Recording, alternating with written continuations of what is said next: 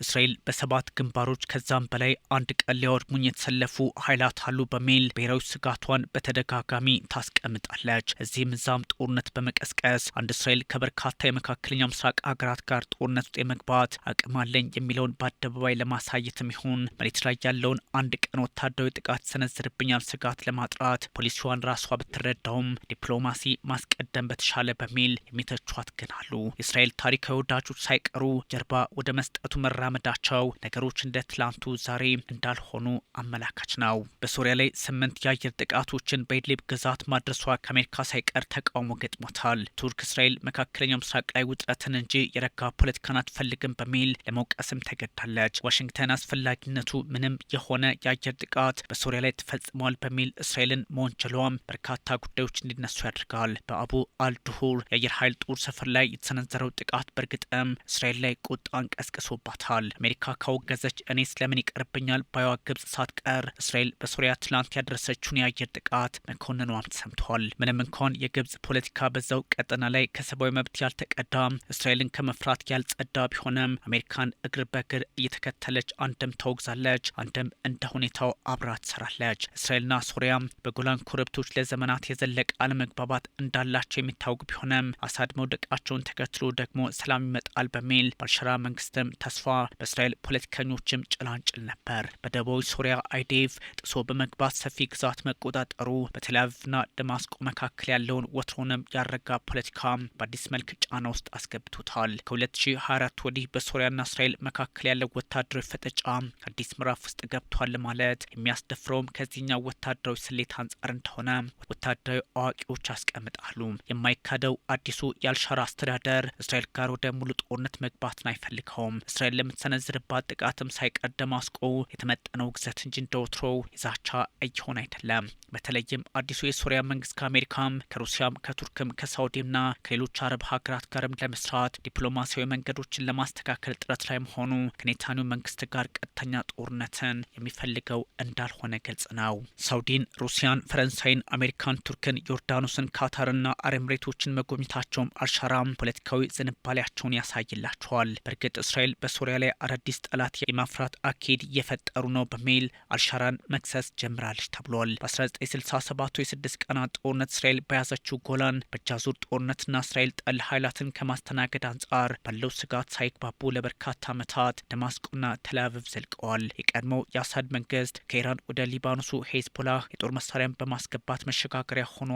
ስጋቷ ነበር እስራኤል። በዚሁ ውጥረት ውስጥ የ1974ቱ የመንግስታቱ ድርጅት ስምምነት በኮረብታዎቹ ላይ ተጥሷል በሚልም ደማስቆ አሁን እየኮነነች ይገኛል። ከበሽር አልአሳድ ውድቀት ከ2024 በኋላ ማለት ነው ከወታደራዊ ነጻ ቀጠናው በእስራኤል እጅ ገብቷል። የተለያዩ ወታደራዊ መሰረተ ልማቶች ወድመዋል። በደቡባዊ ሶሪያ በነበሩ የእርስ በርስ ግጭቶችም ጣልቃ ገብታለች ተብሏል። ዋሽንግተን በደማስቆ ወታደራዊ ሰፈሮች ላይ የምትሰነዝረውን ጥቃት ብታወግዘውም ራሷን የመከላከል መብቷን ደግሞ በእጅጉ ታከብርላታለች። ይህ ደግሞ ሌላ ጥያቄን ያስነሳል። ከቱርክ 70 ኪሎ ሜትር ርቀት ላይ የተሰነዘረው ጥቃት ደግሞ ስጋቱ ላንካራም ሆኗል። እስራኤል በግልጽ ኃላፊነት ባትወስድም ሶሪያ በስምምነት ላይ ያሉ ሁኔታዎችን ጥሳለች፣ ቱርክ ወታደሮቿን በዚሁ አካባቢ ላይ ልታሰፈር ፈቅዳለች በሚል እየከሰሰች ይገኛል። ሶሪያና ቱርክ ጥቃቱን መኮንናቸውም ይፋ ሆኗል። አሁን የጠቅላይ ሚኒስትር ቤንያሚን ኔታንያሁና የፕሬዚዳንት ረጀብ ጣይብ ኤርዶዋን መንግስት አንድ ቀን ወደ ጦርነት ይገባሉ የሚል ስጋት ቢኖርም ሁለቱም የአሜሪካ ቁልፍ አጋሮች በመሆናቸው ወደ ከፋው ግጭት ላያመሩ ይችላሉ የሚል ሀሳብም ይጋራል። በቀጠናው ላይ ያለውን ውጥረት ወደ ሌላ አቅጣጫ የሚወስድም ያደርገዋል። አሁናዊ ፖለቲካው ለእስራኤል ስጋት የሆነው ቱርክ ሶሪያ ላይ ጦር ካሰፈረች አላማው ይገባኛል የሚለው ጭምር ነው። ልታጠቃይ ትችላለች ነው ጉዳዩ። በመንግስታቱ ድርጅት ቻርተር አማካኝነት አንድ ሀገር በፈለገው መንገድ ወታደራዊ ትስስር ከየትኛውም ሀገር ጋር የመፍጠር እንዲሁም የጦር ሰፈሩን መስጠት ከፈለገም ከልካይ የለውም ቢባልም የጉልበተኞቹ ሀገራት ጎረቤቶች ከሆኑ ግን ማለትም የሩሲያ፣ አሜሪካ፣ እስራኤል አልፎ አልፎ የቻይና ከሆኑ ግን የማይታሰብ የሆነ መምጣቱ ችግሩን ያወሳስበዋል። ቱርክ በሶሪያ ከሰፈረች እስራኤል የደህንነት ስጋት ይፈጠርብኛል፣ የኤርዶዋን መንግስት አላማም ይታወቃል ባይናት። አሁን ላይ በሶሪያ ፖለቲካ ውስጥ ዳግም ሩሲያ እያንሰራራች መምጣቷም ለአዲሷ ደማስቆ ጥሩ መንገድ ቢሆንም እስራኤል ግን ጥርስ ነከሳውን ቀጥላበታለች። አልሻራና ፕሬዚዳንት ቭላዲሚር ፑቲን ሩሲያ ዳግም የጦር ሰፈሯን የምታገኝበትን ሁኔታ እየመከሩበትም ይገኛል። ለዚህም ሳይሆን አይቀርም ስጋቱ ከፍ እያለ የመጣው በእስራኤል በኩል።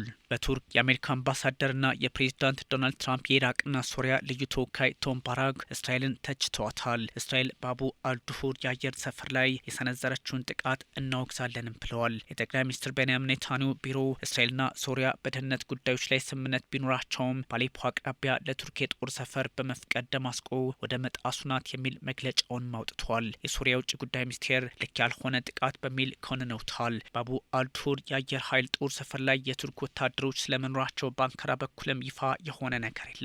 ያም ሆኖ ግን እስራኤል ስጋት በሚል ቱርክን መፈረጇን አትቀበለውም። አንካራም እስራኤል በሶሪያ ለምትሰነዝረው ጥቃት ህጋዊ ሽፋን ለመስጠት የምታደርገው ጥረት ነው በሚል የቱርክ ኮሚኒኬሽን ዳይሬክተር ሀሳቡን አካቷል። ጥቃቱ የደረሰበት አየር ኃይል ጦር ሰፈር ከ2013 አንስቶ አገልግሎት ሰጥቶ እንደማያውቅም ይነገራል። በ2024 በሰዓቱ የነበሩ አማጽያን በቁጥጥር ስርም አውለውት እንደነበረ የሚዘነጋ አይደለም።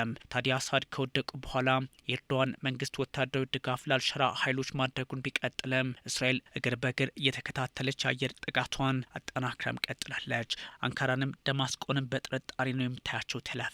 በዛ ላይ እንደ ግብጽ ያሉ ሀገራት የፖለቲካውን አተነፋፈስ እየተከተሉ ያው አለቆቻቸው ያሉትን መድገም ቢሆንም እስራኤል የፈጸመችውን ጥቃት ሙሉ ለሙሉ አልቀበለውም በሚል ኮንነዋል። ዋሽንግተን ባታወግዝ ካይሮ ታወግዝ ነበር ወይ? ምላሹ በአደባባይ የሚታወቅ ነው። በሶሪያ ኢድሊብ ግዛት የተሰነዘረው ጥቃት ሉዓላዊነትን የሚጥስ ነው በሚልም ስም ሰጥተዋለች። ያም ሆኖ ግን በሶሪያና በእስራኤል መካከል ያለው ውጥረት አሁን ላይ ሊረግብ የሚችልበት አጋጣሚ ሰፊ ቢሆንም ጠቅላይ ሚኒስትር ቤንያሚን ኔታንያሁ ግን ከቱርክ ለሚሰነዘርባቸው ጥቃት ሶሪያን በተለየ አይን ለማየት ግድ ብሏቸዋል የሚል መረጃ በስፋት እየወጣ ይገኛል።